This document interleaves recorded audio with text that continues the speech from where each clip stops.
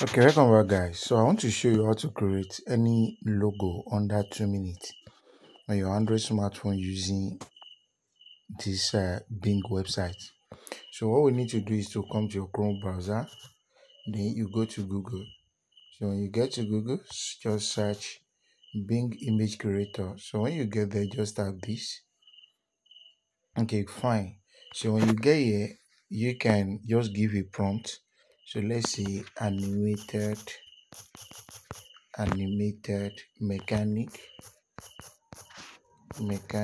character logo. So with, let's say, Meko, or let's say Mayor Meko. Okay, so you put that one in quote. Mayor Meko written on it. Okay, so you click create. So under view minutes, it generates the logo, and boom, we're good to go. So let's see.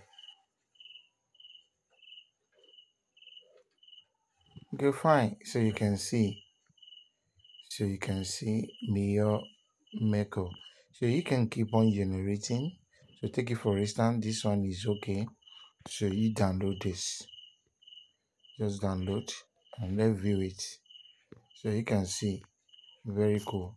So you can continue regenerating if you don't actually want it. So we can still regenerate.